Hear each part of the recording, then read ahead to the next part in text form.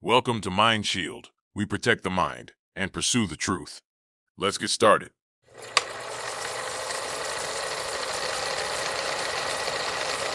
Today, we are tackling a huge topic, building a bridge between your personal experience and the institutions that can actually help.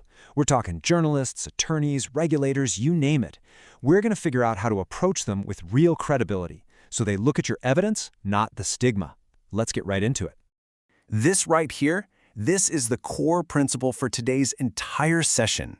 It's all about making that shift from saying, hey, something is happening to me, to presenting a documented, professional case that demands their attention. We're moving from personal belief to professional evidence, and trust me, that one shift changes absolutely everything. Okay, so let's start with the tough part, right? That feeling of being ignored, of being dismissed, or even worse, being mischaracterized.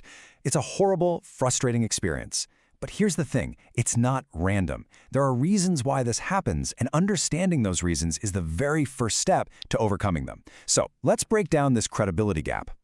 Now, look at this slide, because this is so important. It's basically a roadmap of what not to do versus what actually works. On the left, you've got the stuff that gets you tuned out almost instantly. Unsubstantiated posts, really sensational language, big, grand claims, and, just dumping massive amounts of unorganized data on someone. But on the right, that's what gets you in the door. We're talking verified artifacts, plain and simple descriptions of what happened, specific and lawful requests, and a big one, curated evidence packets. See, the goal isn't just to have evidence, it's to present it in a way that makes it impossible for them to ignore. And if you think I'm exaggerating mistakes, just look at this. This is a real quote from a U.S. District Court ruling.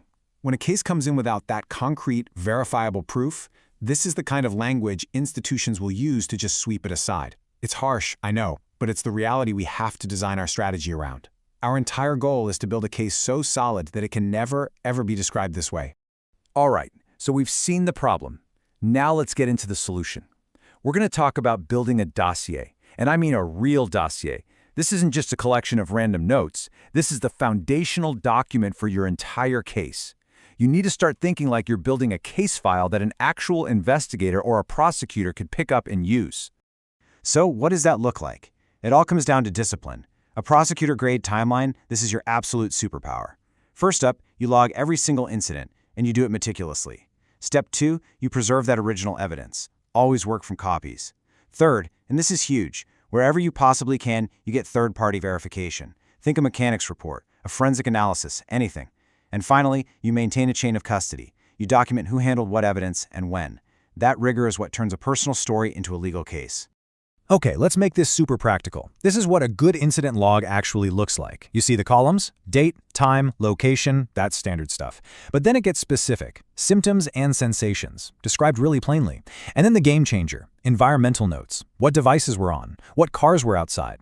This level of detail is what transforms what feel like random anecdotes into actual data patterns that an analyst can work with. Okay, so you've done the hard work. You have your detailed dossier. Now what? Well, you can't just attach a 200-page document to an email and cross your fingers. No way. You need an outreach packet. It's a professional, concise summary that's designed to do one thing: respect the time of a busy professional and get them to ask for more. This right here, this is the anatomy of a packet that gets opened. You start with a one-page summary. That's your hook, just the absolute highlights. Then an evidence index, which is like a table of contents for your full dossier. Next, and this is key, you only include your 3 strongest, most verifiable pieces of evidence. Don't overwhelm them. Clearly describe the methods you used, and finally, end with a specific lawful ask. What do you actually want them to do?